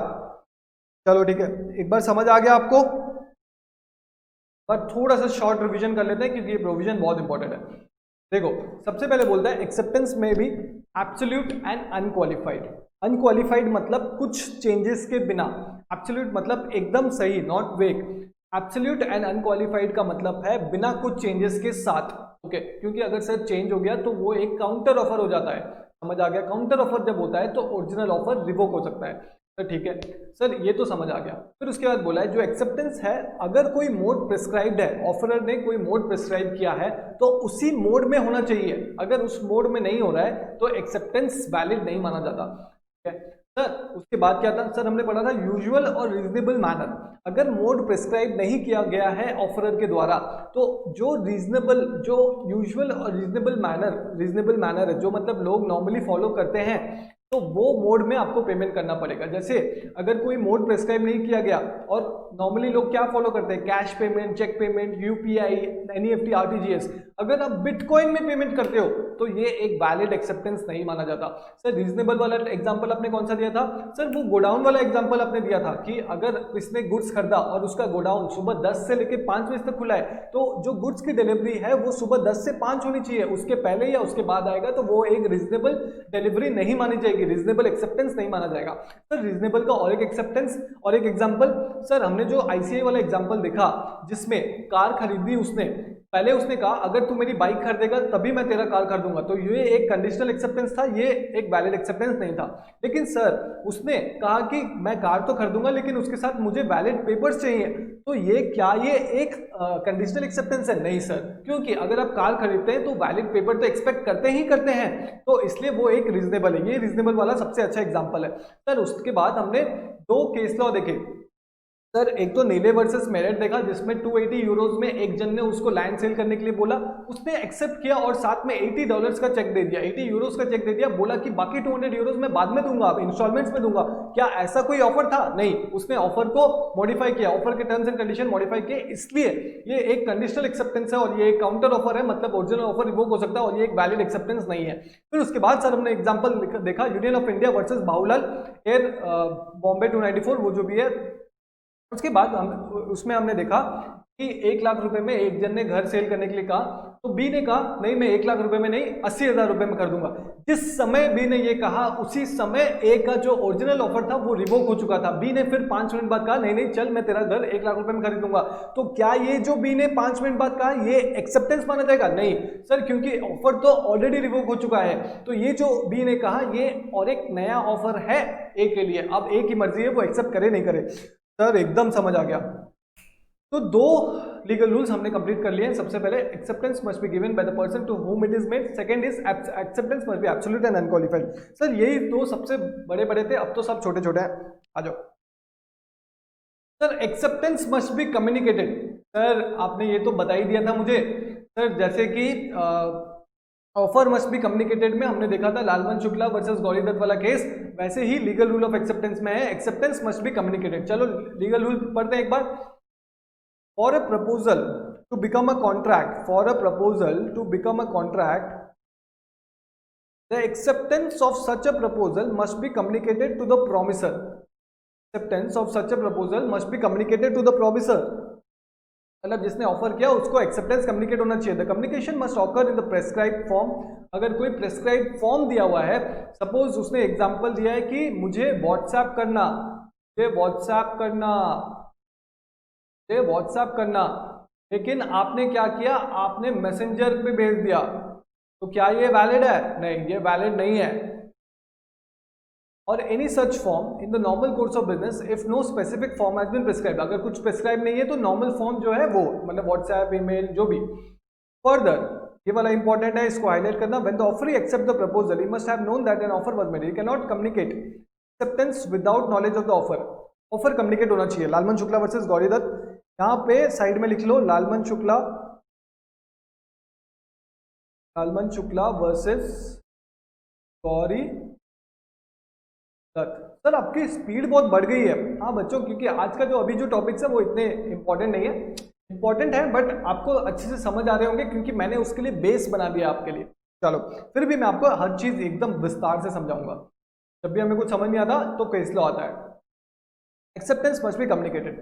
तो ये ब्रॉसडेन वर्सेस मेट्रोपॉलिटन रेलवे कंपनी एक है। इसमें क्या हुआ था, ब्रॉसडेन क्या करता था, कोयला सप्लाई करता था। क्या करता था सर? कोयला सप्लाई करता था। पर देख लेते हैं, ये है ब्रॉसडेन। कौन है ये? ब्रॉसडेन। तो ये क्या सप्लाई करता था? सप्लाई ऑफ कोल।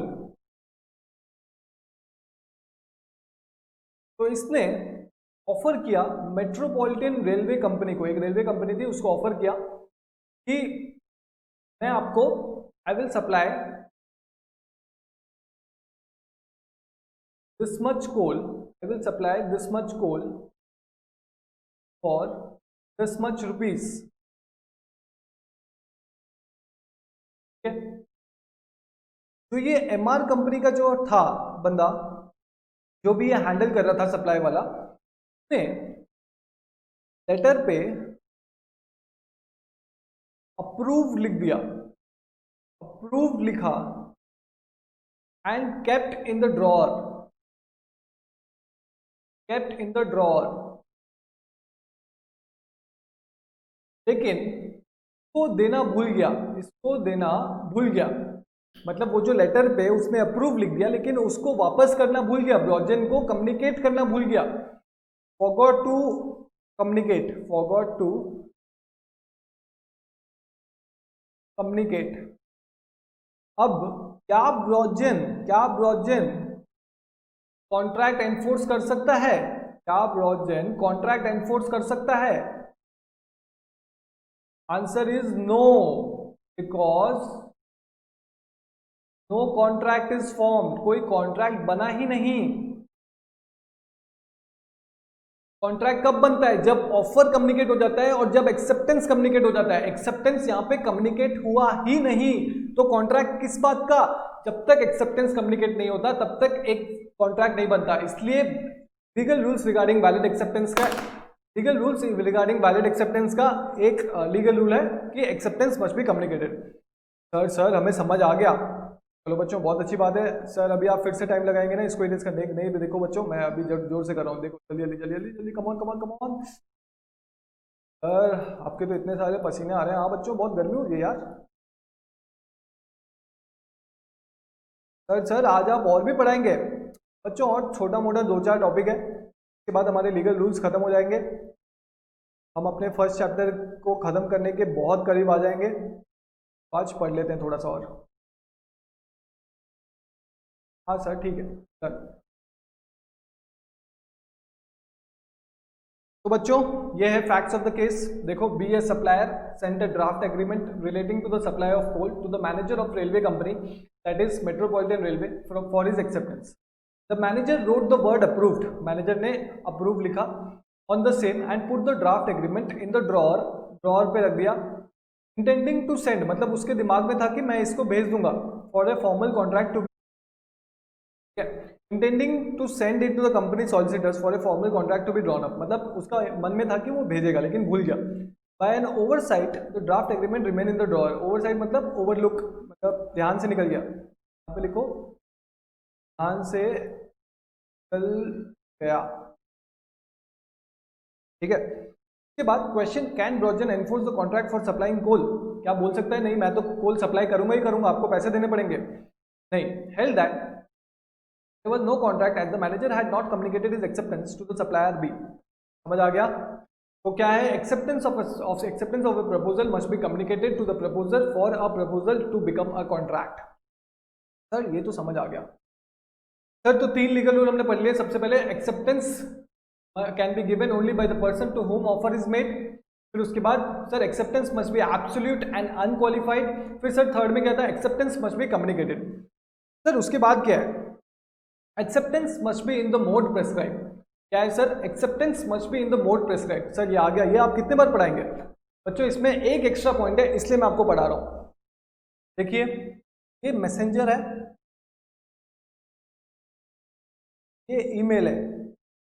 मैंने आपको कहा था कि मैसेंजर से आप मेरे को कम्युनिकेट करना, लेकिन आपने ईमेल से कम्युनिकेट किया, तो क्या ये एक वैलिड एक्सेप्टेंस है? नहीं।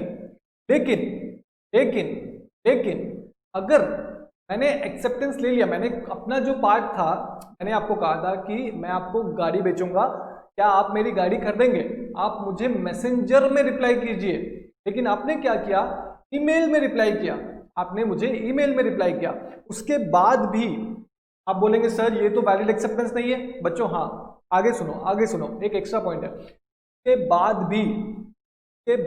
भी अगर मैंने आपको गाड़ी बेची, इसका मतलब मैंने एक्सेप्ट कर लिया कि आपने जो एक्सेप्टेंस दिया उसको वैलिड मान लिया। सर ऐसा भी होता है क्या? हाँ बच्चों होता है। देखो, where the mode of acceptance is prescribed in the proposal, messenger, ठीक है, it must be accepted in that manner, मतलब उसी मैनर में एक्सेप्ट होना चाहिए। But the proposal does not insist on the proposal being accepted in the manner prescribed after it has been accepted otherwise। तब एक बार email से मुझे मिल गया तो मैंने एक्सेप्टर को कॉल करके नहीं बोला भाई तूने ईमेल में क्यों भेजा, तू मुझे मैसेंजर में भेज।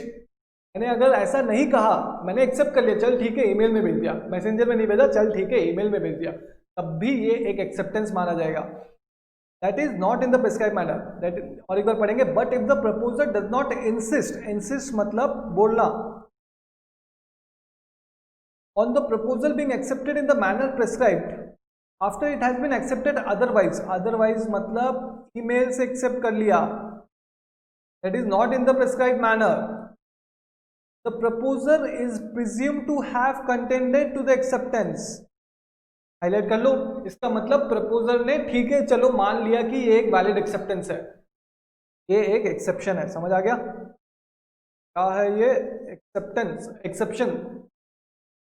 तो अगर क्वेश्चन में आ गया कि ए ने बी को कार सेल की और कहा कि तू मेरी कार कर देगा तो मेरे को मैसेंजर में रिप्लाई कर, लेकिन बी ने क्या किया, ईमेल में रिप्लाई कर दिया, लेकिन उसके बाद भी ए ने बी को कार बेची। इसका मतलब ईमेल के द्वारा जो उसको एक्सेप्टेंस मिला, भले ही वो प्रेस्क्राइब्ड मोड में नहीं था लेकिन फिर भी ए ने एक्सेप्ट कर लिया। क्या ये पावर है ऑफरर के पास? हाँ सर, ऑफरर के पास पावर है। यहां पे लिख दो, power with offeror to give his assent, assent मतलब हामी बनना, ठीक है, to acceptance even if not the prescribed mode. Sir आज बहुत कंफ्यूजिंग हो रहा है सब चीज, कोई टेंशन नहीं है, एक बार हम पूरा पढ़ लेते हैं, जब रिवाइज करेंगे कल सब कुछ याद आ जाएगा। हर बार आपको जाके घर पे रिवाइज करना है। चलो एग्जांपल देख लेते हैं। मैंने जो एग्जांपल लिया वही एग्जांपल है। If the offeror prescribes acceptance through messenger, offeror ने कहा कि मुझे मैसेंजर में चाहिए, लेकिन offeree sends acceptance by email, उसने ईमेल में भेज दिया। There is no acceptance of the offer. यहां तक अगर हम पढ़ें तो यहां पे एक्सेप्टेंस नहीं माना जाएगा, ये यहां तक इनवैलिड है। यहां तक पढ़ें तो इनवैलिड है, इनवैलिड एक्सेप्टेंस है, इनवैलिड एक्सेप्टेंस है। लेकिन फिर आगे बढ़ते हैं। If the offeror informs the offeree that the acceptance is not according to the mode prescribe, तब अगर ऑफरर कॉल करके बोलता है, कब वैलिड है? यहां तक पढ़े तो इनवैलिड एक्सेप्टेंस है। अगर ऑफरर ऑफरी को बोलता है कि आपने गलत मोड में एक्सेप्टेंस दिया, गलत मोड में एक्सेप्टेंस दिया, मैं नहीं मानूंगा इसको वैलिड एक्सेप्टेंस, मैं नहीं मानूंगा इसको वैलिड एक्सेप्टेंस। समझ आ गया? बट केवल हाईलाइट करना, but if the offeror fails to do so, तब अगर ऑफरर उसको नहीं बोल पाया, it will be presumed, presume मतलब मान लिया जाएगा, प्रिज्यूम मतलब मान लिया जाएगा that he has accepted the acceptance and a valid contract will arise। समझ आ गया? हमारे वाले एग्जांपल में ए ने बी को कहा क्या तू मेरी कार खरीदेगा, अगर हाँ तो तू मुझे मैसेंजर में रिप्लाई कर। बी ने क्या किया, ईमेल में रिप्लाई कर दिया। अगर ए ने एक्सेप्टेंस माना नहीं होता तो ए ने बी को कॉल करके बोला होता कि देख भाई मैंने तेरे को मैसेंजर में बोला था लेकिन तूने मुझे ईमेल में भेजा है तो मैं ये एक वैलिड एक्सेप्टेंस नहीं मानूंगा। लेकिन उसने क्या किया, ए ने ऐसा कुछ नहीं किया, बी को कुछ नहीं बोला और अपनी कार उसको दे दी, सेल कर दी। तो इसका मतलब क्या माना जाएगा कि इट विल बी प्रिज्यूम्ड, मतलब मान लिया जाएगा कि बी ने ईमेल के द्वारा, ए ने ईमेल के द्वारा भी एक्सेप्ट कर लिया, जबकि वो प्रिस्क्राइब मोड के अलग था, प्रिस्क्राइब मोड जो था वो नहीं था, फिर भी बी ने एक्सेप्ट कर लिया। सर समझ आ गया? सर 4 केस लॉ हमें समझ आ गए हैं बच्चों? एक बार स्क्रीनशॉट ले लो।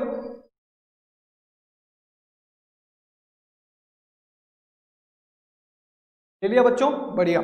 चलो अब बहुत छोटे छोटे हैं, 5-10 मिनट एंड क्लास खत्म आज, लीगल रूल्स भी खत्म। सर 5th है time. Acceptance must be given within the specified time limit. Sir आप बोलेंगे कि legal rules regarding valid offer में आपने पढ़ाया था कि offeror must not put burden on the offeree, offer must not contain a term the non compliance of which would amount to acceptance. बच्चों मैं एग्री करता हूं, ये सही है, लेकिन ऑफरर एक ऑफर ऐसा दे सकता है कि मैं आपको ये बेचने का ऑफर देता हूं, आप मेरे को 1 वीक में रिप्लाई कीजिए। अगर आप रिप्लाई नहीं करते हैं, अगर आप रिप्लाई नहीं करते हैं तो मैं कुछ नहीं मानूंगा। मैं नहीं मानूंगा कि आपने एक्सेप्ट कर लिया या फिर आपने एक्सेप्ट नहीं किया, मैं कुछ नहीं मानूंगा। 1 वीक बाद ऑफर जो है वो रिवोक हो जाएगा by lapse of time. 1 week बाद ऑफर जो है वो रिवोक हो जाएगा। समझ आया? मतलब इसमें क्या ऑफरर ने बर्डन डाला, ऑफरर ने ऑफरी पे बटन डाला क्या? ऐसा कहा अगर 1 वीक में आपने रिप्लाई नहीं किया तो मैं मान लूंगा कि आपने एक्सेप्ट कर लिया? नहीं, इधर ऑफरर बोल रहा है मैं आपको 1 वीक का टाइम देता हूं ऑफर एक्सेप्ट करने के लिए, अगर आपने रिप्लाई नहीं किया तो मैं कुछ नहीं मानूंगा, बस मैंने जो ऑफर किया है वो खत्म हो जाएगा। ये ऑफर सिर्फ 1 वीक के लिए है। आपने याद है standing offer, open offer, continuing offer, 1 महीने के लिए कोई ऑफर आपने दिया, 1 महीने के बाद क्या कोई एक्सेप्ट कर सकता है? नहीं, क्योंकि वो ऑफर खत्म हो चुका है, वो ऑफर रिवोक हो चुका है by lapse of time. Example लिख दो, standing offer.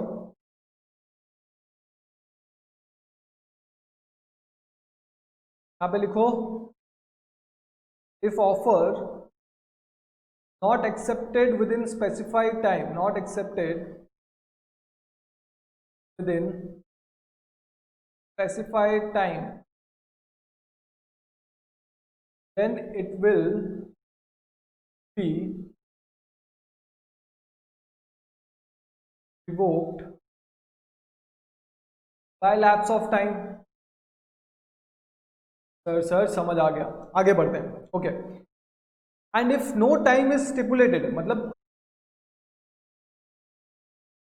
And if no time is stipulated मतलब आपने ऑफर दिया लेकिन कोई टाइम लिमिट स्पेसिफाई नहीं की, कभी भी एक्सेप्ट कर सकते हो। Acceptance must be given within the reasonable time. Acceptance जो है वो रीजनेबल टाइम में होना चाहिए। मतलब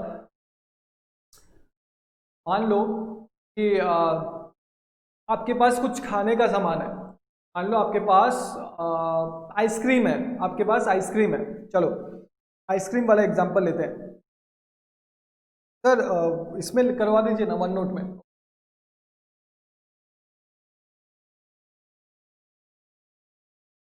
अब मैं सबसे पहले आपको बता दूं जो रीजनेबल टाइम है वो डिफाइंड इन लॉ क्या है, ये not find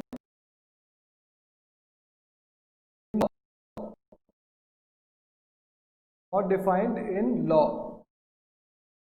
depends upon facts and circumstances। Sir fact और सर्कमस्टांसेस मतलब मान लो बच्चों एग्जाम में क्वेश्चन आ गया, एग्जाम में क्वेश्चन आ गया और ये क्वेश्चन आ गया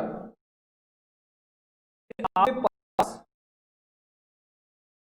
एक आइसक्रीम थी, क्या थी? आइसक्रीम थी। आपने बी को मतलब अपने दोस्त को offer to buy ice cream, ice cream खरीदने ऑफर दिया। आपके दोस्त ने रिप्लाइड आफ्टर 2 डेज।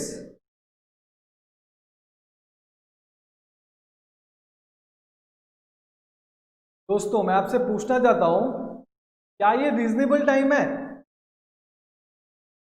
हाँ दोस्तों, रीजनेबल टाइम।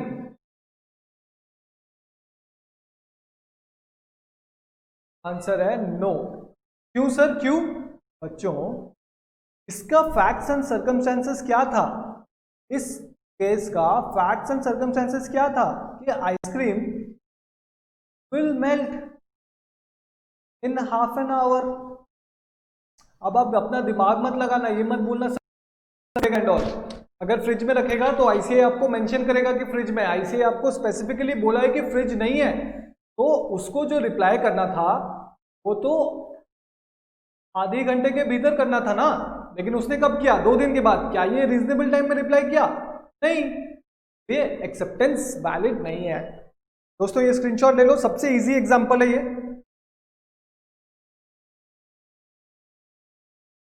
हाँ सर ले लिया, ओके।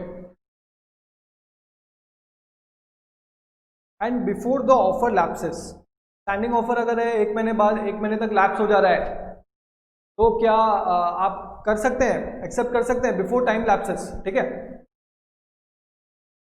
अब स्पेसिफाइड टाइम लिमिट का और एक एग्जांपल मैं आपको देता हूं। पेन का कलर चेंज कर लेता हूं।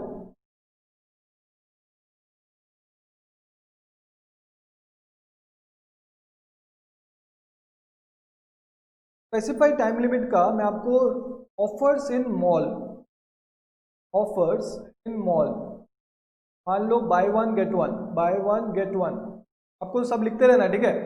बाय 1 गेट 1, मॉल में ऑफर लगा हुआ है बाय 1 गेट 1, और ये सिर्फ पूजा ऑफर है, मतलब एक लिमिटेड टाइम के लिए। पूजा खत्म तो ऑफर खत्म। अगर आप उसके बाद जाके बोलते हैं कि भाई लाओ मेरा बाय 1 गेट 1 लाओ, क्या ये एक वैलिड एक्सेप्टेंस है? नहीं, because it is lapse of time, time खत्म हो चुका है। समझ आ गया? सर हमने 5 पढ़ लिया। सबसे पहला क्या पढ़ा? Acceptance must be given by the person to whom the offer is made. Sir उसके बाद acceptance must be absolute and unqualified, sir समझ आ गया। Acceptance must be communicated, sir ये भी समझ आ गया। Acceptance must be made in the mode prescribed. If acceptance is not made in the mode prescribed and the offeror gives his consent to the mode prescribed and does not oppose him, does not inform the offeree that you have accepted in the wrong mode, then it is presumed that he has accepted the wrong mode of acceptance. Okay sir, ये समझ आ गया। sir by lapse of time, acceptance must be given within a specified time, within a specified time or within a reasonable time। Sir क्या specified time और reasonable time? Time में आप बस इतना याद रखेंगे, स्पेसिफाइड टाइम और रीजनेबल टाइम। सर टाइम में आप याद रखेंगे स्पेसिफाइड टाइम और रीजनेबल टाइम। टाइम में याद रखेंगे स्पेसिफाइड टाइम और रीजनेबल टाइम। क्या याद रखेंगे? स्पेसिफाइड टाइम और रीजनेबल टाइम। कहीं पे लिख के रख लीजिए, 2 चीज आप याद रखेंगे, यहाँ पे लिख लीजिए, स्पेसिफाइड टाइम और reasonable time. If time not specified, if not specified, समझ आ गया? if time not specified, लिख लिया। स्पेसिफाइड टाइम, टाइम में क्या है? स्पेसिफाइड टाइम के भीतर एक्सेप्टेंस देना है। अगर स्पेसिफाइड टाइम स्पेसिफाइड नहीं है तो रीजनेबल टाइम। रीजनेबल टाइम क्या लॉ में डिफाइंड है? नहीं सर, वो किस पे डिपेंड करता है? Facts and circumstances. सर हमने कौन सा एग्जांपल लिया? आइसक्रीम वाला एग्जांपल लिया। सर अगर क्वेश्चन आया आईसीआई के मैथ में, अगर क्वेश्चन आया आईसीआई के एग्जाम्स में, अगर क्वेश्चन आया तो सर क्या आप लिख सकते, तो सर क्या हम लिख सकते हैं? हाँ बच्चों आप लिख सकते हो। लेकिन मैं एक चीज बता दूं, ये मेरा पर्सनल ओपिनियन है, ये सब जो रीजनेबल टाइम है, मतलब ये आईसीआई नॉर्मली पूछेगा नहीं, क्योंकि बच्चों के ओपिनियंस जो हैं वो डिफर करेंगे। जैसे अभी हमारे आइसक्रीम वाले एग्जांपल में कुछ बच्चे कहेंगे सर वो तो फ्रिज में रख देगा, कुछ बच्चे कहेंगे सर उसमें फ्रिज नहीं है। तो आईसीआई कौन सा आंसर राइट करेगा? आईसीआई को दोनों आंसर राइट करने पड़ेंगे, इसलिए आईसीआई ये सब क्वेश्चंस अवॉइड करता है। लेकिन अगर आईसीआई ने डायरेक्ट पूछ लिया what are the legal rules of a valid acceptance, तब जब आप लिखेंगे ये चीज तो आप लिखेंगे acceptance must be given within the specified time and if specified time is not specified acceptance must be given within a reasonable time. Here reasonable time is not defined in law, it depends on the facts and circumstances of the case. ऐसा लिख के आएंगे आपको पूरा mark मिलेगा। Sir समझ आ गया? सर और कितना बच्चों? और 5 मिनट और थोड़ा सा ही। और एक है mere silence is not acceptance, mere silence is not acceptance। हमने ये पढ़ा था, किसमें पढ़ा था सर? सर हमने ये पढ़ा था सर नहीं बच्चों आप बताइए, आप बताइए आपने किसमें ये पढ़ा था? लीगल रूल्स ऑफ ऑफर में किसमें पढ़ा था सर? हमने पढ़ा था लीगल रूल्स ऑफ ऑफर में sir, offer must not contain a term the non-compliance of which would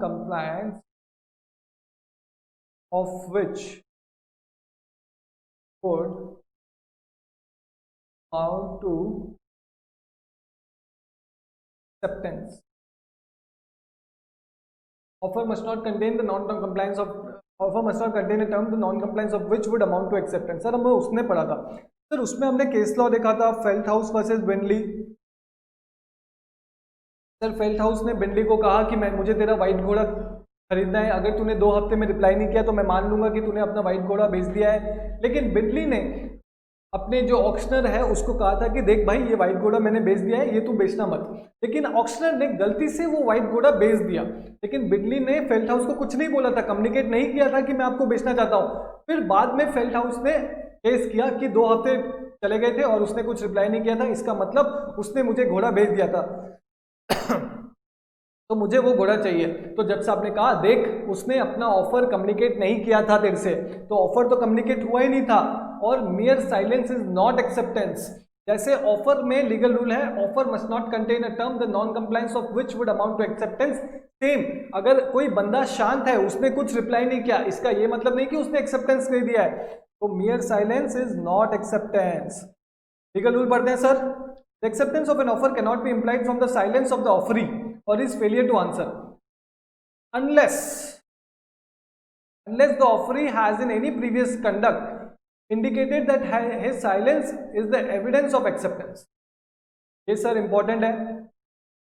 Unless the offeree has in any previous conduct indicated that his silence is the evidence of acceptance.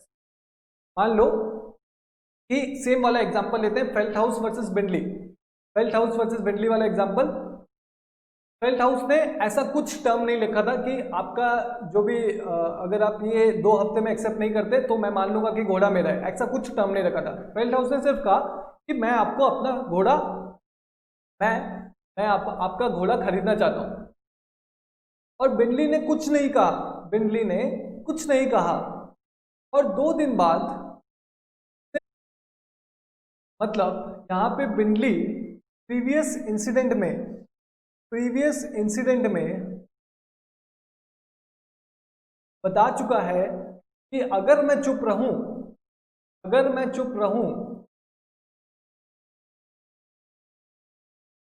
तो उसको acceptance मान लेना।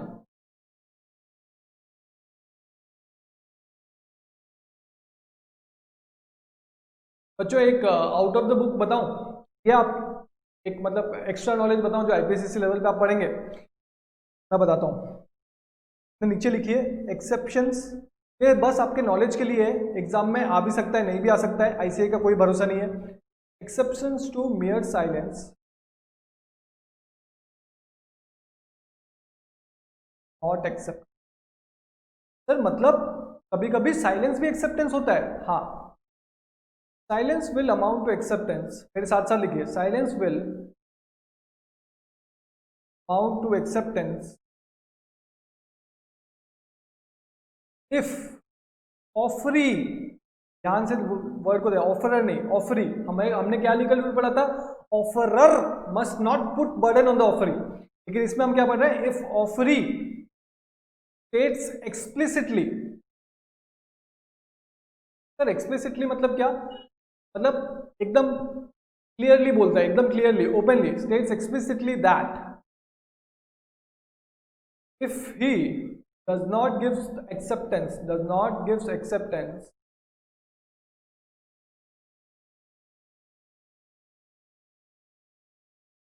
within 2 days, example है ये, within 2 days, then offerer must presume that he मतलब offeree has given his acceptance।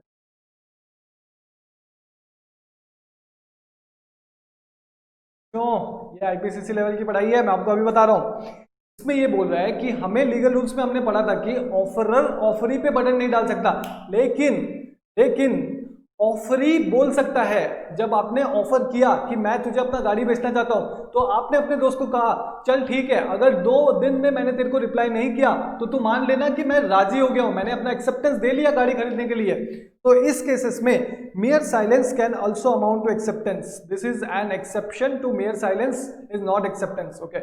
तो ये case law है फेल्डहाउस वर्सेस बिनली वाला, ये आप पढ़ लेना, कंफ्यूज मत होना। हमेशा याद रखना आपके सिलेबस के लिए, सीपीटी लेवल के लिए हमेशा याद रखना, acceptance of an offer can not B implied from the silence of the offeree और हिज फेलियर टू आंसर। मतलब mere silence is not acceptance unless the offer in his previous conduct, पहले कभी वही सेम ट्रांजैक्शन के लिए, मतलब घोड़ा बेचने के लिए पहले कभी अगर बिनली ने साइलेंस को एक्सेप्टेंस जताया होगा, पहले मान लो कि पहले कुछ साल पहले भी फेल्डहाउस ने घोड़ा खरीदने के लिए बोला था, बिनली ने कुछ नहीं बोला, एक्सेप्टेंस नहीं बोला, लेकिन जाके घोड़ा डिलीवर कर दिया, मतलब कंडक्ट कर दिया, इम्प्लाइड एक्सेप्टेंस मतलब साइलेंस था। अगर वैसा है तो इस बार भी वो मान लेंगे कि हाँ ठीक है mere silence is acceptance, और इसमें फेल्डहाउस जीत जाता केस। लेकिन फेल्डहाउस को प्रूफ करना पड़ता, फेल्डहाउस को ये इधर से भी एरो ले, ये प्रूफ करना पड़ता पहले भी ऐसा हो चुका है,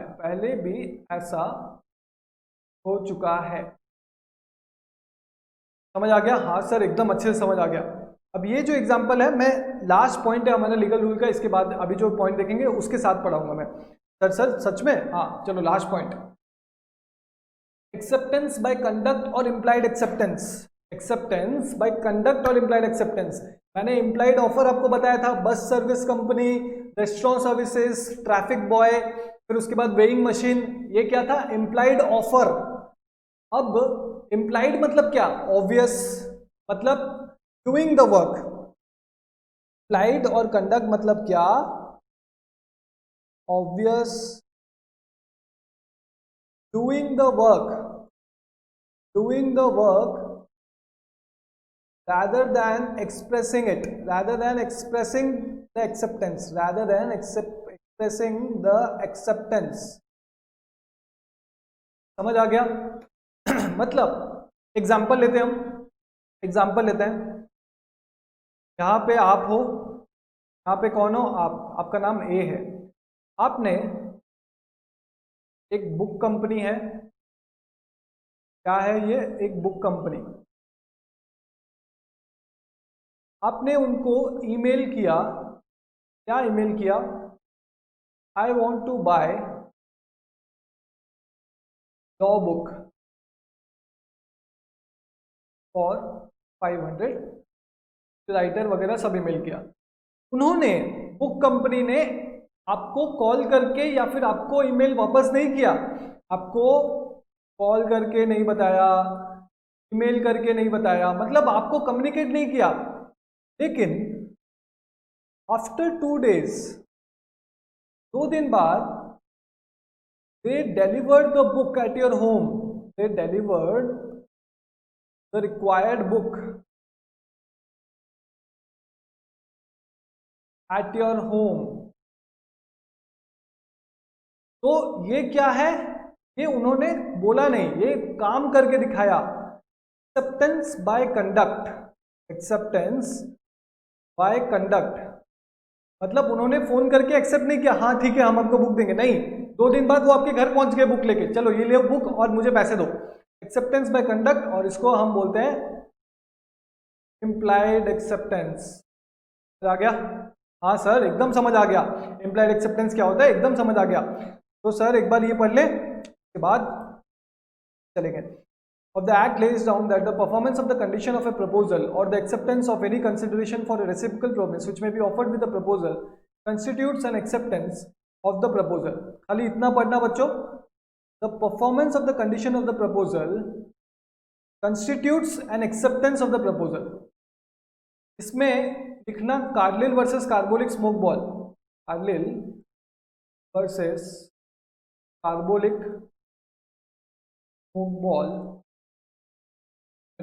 उसमें भी मिसेस कार्लिल ने जो मतलब डायरेक्शंस थे, जो ऑफर था उसको कुछ कम्युनिकेट नहीं किया, कंपनी को कॉल करके नहीं बोला ठीक है मैं आपके कार्बोनिक स्मोक बॉल यूज करूंगी आपके डायरेक्शंस के अनुसार, नहीं, उसने कॉल नहीं किया, उसने बस एक न्यूज में एडवर्टीजमेंट पढ़ा, ऑफर पढ़ा और बिना कम्युनिकेट किए, एक्सेप्टेंस कम्युनिकेट उसने कैसे किया, कंडीशंस परफॉर्म करके, मतलब उसने वो काम किया, उसने वो कार्बोनिक स्मोक बॉल खरीदी और उसको यूज किया एज पर द डायरेक्शंस। समझ आ गया? सर आप कहां से क्या लिंक कर देते हैं बच्चों, यही लॉ है। अभी तो स्टार्टिंग है, अभी तो बहुत इंटरेस्टिंग होने वाला है हर एक चीज। लिखा हुआ है this section provides the acceptance of the proposal by conduct as against other modes of acceptance. Other modes of acceptance क्या है? एक्सप्रेस एक्सेप्टेंस, रिटन और वर्बल। उसको छोड़ के कैसे आप एक्सेप्ट कर सकते हैं? कंडक्ट करके, काम करके, ठीक है। Therefore, when a person performs the act intended by the proposer, जो प्रपोजर ने कहा वो एक्ट परफॉर्म कर दिया, the consideration for the promise offered by him, the performance of the act constitutes acceptance. Performance of the act constitutes acceptance। आ गया? Sir आप बहुत थक गए हैं, हाँ बच्चों कंप्लीट करते हैं। एग्जाम्पल, यही सेम एग्जाम्पल है बुक वाला, ये आप रीडिंग मार लेना। इसके पहले वाला एग्जाम्पल मैं आपको बता देता हूं, ये वाला एग्जाम्पल, ठीक है, लास्ट एग्जाम्पल है, फिर हम अपनी क्लास खत्म। एक मिनट बच्चों,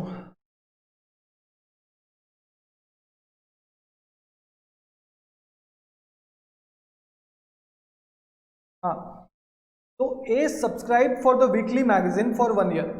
ए ने एक मैगजीन सब्सक्राइब की थी 1 साल के लिए। Even after expiry of his subscription, मतलब 1 साल बाद उसका सब्सक्रिप्शन खत्म हो गया था, लेकिन गलती से the magazine company continue to send him the magazine for 5 years.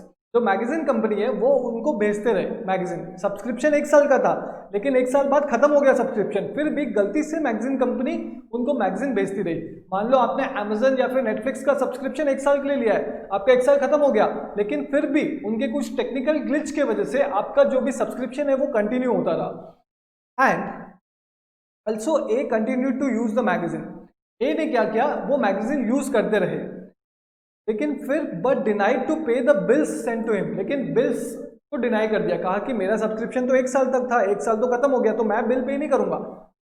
जज साहब ने कहा A would be liable to pay as he continued the use of magazine was his acceptance of the offer. तब ये एक इंप्लाइड एक्सेप्टेंस था।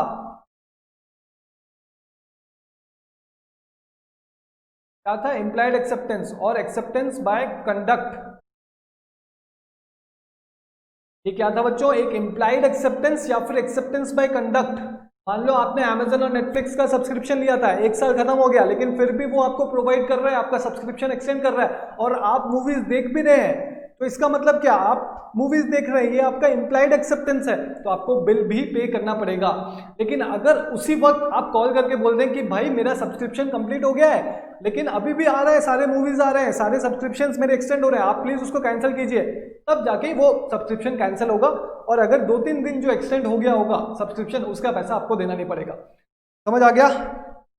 हाँ sir समझ आ गया। एक बार क्विक रिवीजन, सिर्फ हेडिंग्स का रिवीजन, कल हम डिटेल रिवीजन करेंगे स्टार्टिंग में। ओके सर, क्या क्या लीगल रूल्स ऑफ एक्सेप्टेंस हमने देख लिया। सबसे पहले acceptance must be given by the person to whom the offer is made. Sir समझ आ गया। Acceptance must be absolute and unqualified. Sir ये भी समझ आ गया। फिर उसके बाद थर्ड में क्या था? Acceptance must be communicated. Sir क्या था? Acceptance must be communicated. Sir ये भी समझ आ गया। फिर फोर्थ में क्या था? Acceptance must be in the mode prescribed. Acceptance must be in the mode prescribed. If the mode is not prescribed then in usual और रीजनेबल मैनर। सर ये भी समझ आ गया। Sir time, acceptance must be given with the specified time and if no specified time is prescribed then within the reasonable time. Sir ये भी समझ आ गया। सर उसके बाद mere silence is not acceptance. Mere silence is not acceptance. Okay, unless mere silence is not acceptance unless the offeree has in any previous contract, has in any previous conduct indicated that his silence amounts to acceptance. Sir हमने इसमें एक extra knowledge पढ़ा, exception to mere silence is not acceptance. मतलब कब एक silence भी acceptance हो सकता है? सर कब हो सकता है? जब ऑफरी खुद बोले अगर 2 दिन में मैं रिप्लाई ना करूं तो मान लेना कि मैंने एक्सेप्ट कर लिया, तब जाके ये हो सकता है। सर 7 पॉइंट था इम्प्लाइड एक्सेप्टेंस और कंडक्ट। 7 पॉइंट क्या था? एक्सेप्टेंस बाय कंडक्ट और इम्प्लाइड एक्सेप्टेंस। एक्सेप्टेंस आप काम करके भी दे सकते हो, एक्सप्रेस को छोड़ के बाकी कोई भी फॉर्म में एक्सेप्टेंस दे सकते हो। तो बच्चों आज हमने बहुत भारी पढ़ा है, कल आके इसका डिटेल रिवीजन करेंगे, ज़्यादा टाइम नहीं लगेगा, हार्डली 10 मिनट्स लगेगा। तो बच्चों आज अपनी क्लास यहीं पे खत्म करते हैं। बहुत मजा आया आपके साथ, आप बहुत अच्छा पढ़ रहे हो। स्टे सेफ, होम, घर पे अच्छे अच्छे खाने खाओ, बाहर खाना अवॉइड करो अभी थोड़े दिन के लिए।